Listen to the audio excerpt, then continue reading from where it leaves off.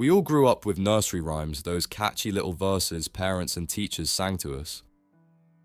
They sound cheerful, harmless, and innocent, but their origins, not so much. Behind the sing-song rhythm often hides a chilling past filled with disease, torture, political intrigue, and even death.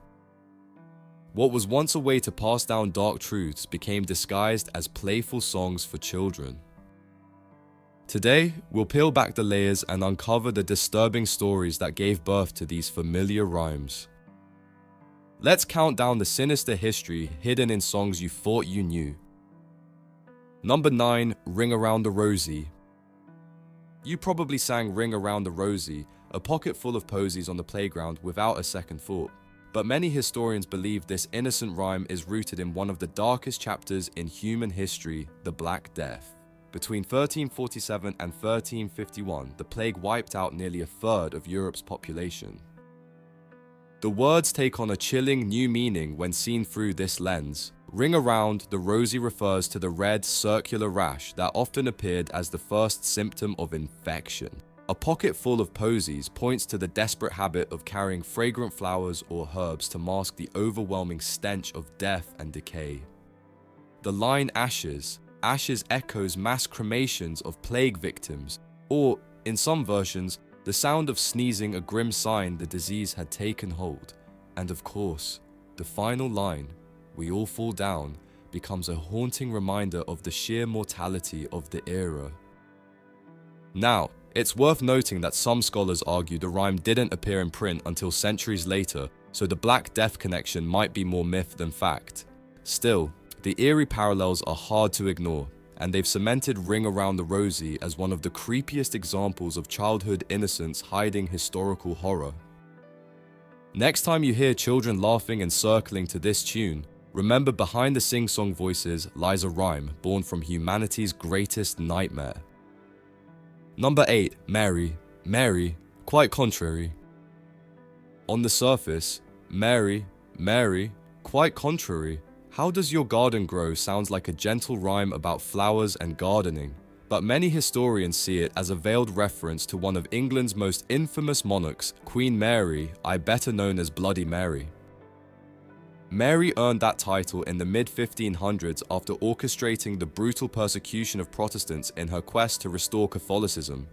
Over 280 people were burned at the stake during her reign.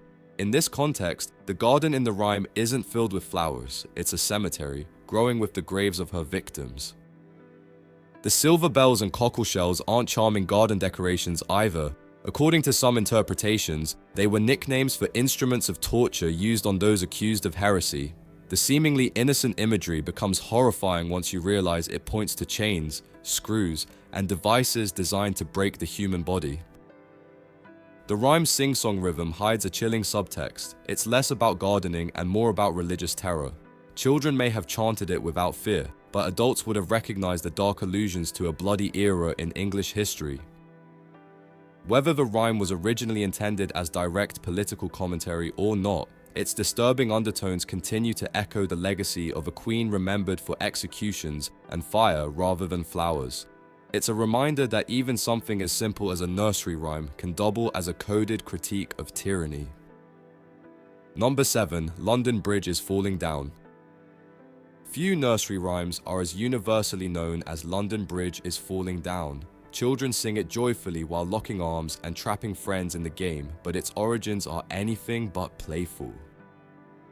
The rhyme likely reflects the repeated collapse and rebuilding of London Bridge across centuries. The bridge was attacked by Vikings in 1014, damaged by fires, and weakened by sheer age, so the refrain "London Bridge is falling down" may have been less of a children's chant and more of a grim statement of fact.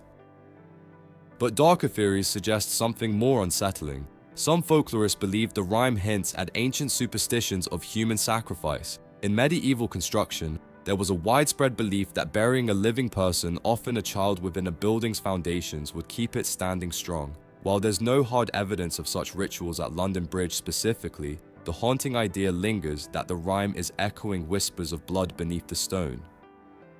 Then there's the verse "builded up with silver and gold," a detail many see as commentary on corruption and endless financial strain. Rebuilding efforts drained resources, while wars and political turmoil ensured the bridge was never truly secure. The line suggests that no matter how much wealth was poured into it, the bridge and perhaps the stability of the kingdom was doomed to fall again. So next time you hear children sing it with laughter, remember, this simple rhyme carries echoes of ruin, sacrifice, and centuries of fear surrounding one of London's most iconic landmarks. Number 6. Three Blind Mice. At first glance, Three Blind Mice, see how they run, feels like a harmless sing-song about clumsy little rodents, but many historians believe this rhyme hides a gruesome political allegory tied once again to Queen Mary in Bloody Mary. The three blind mice are thought to symbolize three Protestant noblemen who conspired against the Queen. Their blindness wasn't literal, it referred to their refusal to accept Catholic rule and their inability to see Mary's power. Unfortunately for them, rebellion came at a deadly price. According to this interpretation, the line, "They all ran after the farmer's wife, who cut off their tails with a carving knife," is a dark metaphor for their fate. The farmer's wife is Queen Mary herself, wielding absolute authority, and the cutting off of tails becomes a grim stand-in for the real punishment these men were caught and burned at the stake for treason and heresy. It's unsettling to think that what's now a playful rhyme about blind mice scurrying across the floor may have started as political satire about executions, but in an era when speaking against the crown could cost you your life, encoding criticism into seemingly childish songs was one way to spread dissent. The result, generations of children sang along without knowing they were chanting an eerie reminder of religious persecution and state violence. Three Blind Mice is a nursery rhyme wrapped in innocence, but at its heart, it's a tale of blood and fire. Number 5. Rockabye Baby. Rockabye Baby, on the treetop, when the wind blows, the cradle will rock, at face value. It sounds like a sweet lullaby sung to calm children before bed, but beneath its gentle melody lurks one of the darker origins in nursery rhyme history.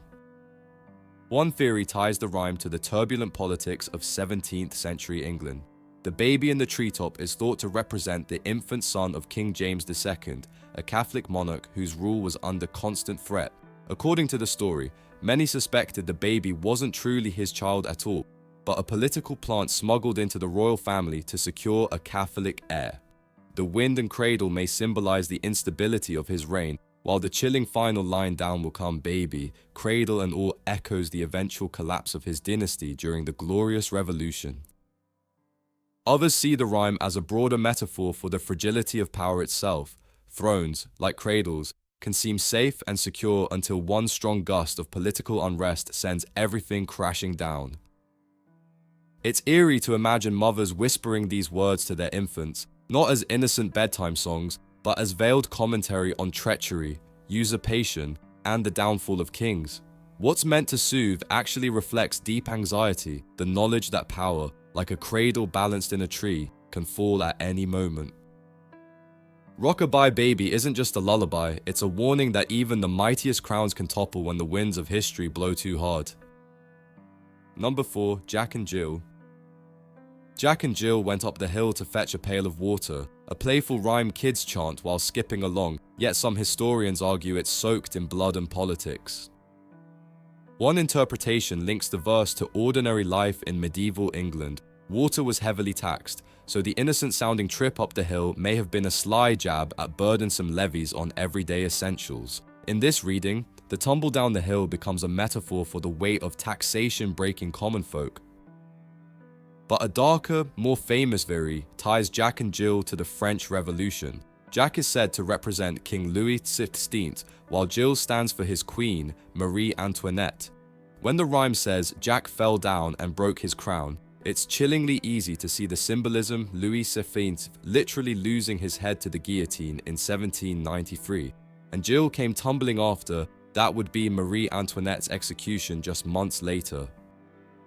What makes this rhyme so unsettling is how easily its playful rhythm masks violence. Children repeat it endlessly, unaware that its sing-song cadence may be recounting one of history's bloodiest upheavals. So whether it's about crippling taxes or the fall of royalty, Jack and Jill is anything but innocent. Beneath its nursery charm lies a reminder that even kings and queens can tumble like clumsy children when the world decides their time is up. Number 3. Humpty Dumpty. When we picture Humpty Dumpty, most of us see a cheerful egg with a face wobbling on a wall, but the earliest versions of the rhyme never once mention an egg. That image only became popular centuries later through illustrations like those in Alice in Wonderland. So what was Humpty Dumpty really? Some historians argue it wasn't a person at all, but a weapon of war. During the English Civil War in the 1640s, a massive cannon nicknamed Humpty Dumpty was mounted on the walls of Colchester. When enemy fire struck the wall, the huge gun tumbled to the ground, too heavy and too damaged. It couldn't be put back together again. All the king's horses and all the king's men simply couldn't restore it. Others suggest Humpty Dumpty symbolized a fallen political figure, someone whose downfall was so complete that no army or ally could bring him back to power. Either way, the rhyme carries a sense of irreversible collapse once something or someone falls. No amount of force can undo it. The creepiness lies in its simplicity. Children chant it as if it's a silly accident, but originally it was about destruction, defeat, and the brutal reality that power, once broken, is gone for good. Behind that fragile egg character is a hidden warning from history, whether canon or king, even the mightiest can fall, and when they do, not even all the king's men can help. Number 2. Georgie Porgie. At first glance, Georgie Porgie sounds like a silly rhyme poking fun at a chubby boy who kissed girls and made them cry. But many historians believe this verse wasn't about an innocent playground figure, it was aimed directly at George Villiers, the powerful and controversial Duke of Buckingham in 17th century England. Villiers was infamous for his charm, scandalous affairs, and close relationship with King James I, which made him one of the most powerful men in the kingdom. He rose from modest origins to staggering influence, and with that came resentment. Kissed the girls and made them cry is thought to mock his reputation as a seducer whose romantic and political entanglements left chaos in their wake. But the rhyme doesn't stop there. The original version continues with, "When the boys came out to play, Georgie Porgie ran away." This line may have been a jab at Villiers' cowardice or political failures, suggesting that while he could dominate in courtly intrigue, he faltered when real conflict arrived. To the common people, this short, catchy rhyme was a safe way to ridicule someone untouchable. You couldn't openly insult a duke backed by the king without risking punishment, but you could slip your satire into what looked like a harmless nursery rhyme. Children would chant it, adults would smirk, and everyone knew the hidden meaning. So the next time you hear Georgie Porgie, remember it wasn't really about a boy stealing kisses, it was a biting piece of political satire disguised as children's verse. Number 1. Baa Baa Black Sheep. This innocent-sounding nursery rhyme about a sheep handing out wool may actually trace back to one of England's most resented taxes. In the 13th century, King Edward I imposed a heavy wool tax, an enormous burden since wool was England's most valuable export at the time. The rhyme's familiar lines, one for the master, one for the dame, and one for the little boy who lives down the lane, are often interpreted as a reflection of this unfair system. The master could represent the monarchy or wealthy landowners who took the lion's share.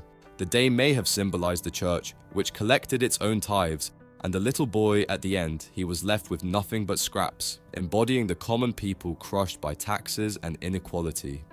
In this reading, the rhyme becomes less about a friendly sheep and more about social commentary hidden in plain sight. Over time, Baa Baa Black Sheep also picked up more controversial interpretations. In the modern era, some have viewed the black sheep as a symbol of racial prejudice, sparking debates over whether the rhyme should still be taught to children. While most historians agree the original meaning was about wool and taxes, the fact that such a simple song can shift in meaning across centuries shows just how layered nursery rhymes can be. So behind this sweet little rhyme lies a story of wealth, power, inequality, and how even a sheep song could capture the grievances of an entire nation. On the surface, nursery rhymes feel playful and harmless, but as we've seen, many of them were born from violence, disease, and the harsh realities of politics. These verses remind us that history often hides pain beneath innocent melodies, passing dark truths down through song. So next time you hear one of these childhood rhymes, remember the chilling origins echoing behind the words. If you enjoyed uncovering these hidden stories, don't forget to like, share, and subscribe for more strange and unsettling mysteries from the past.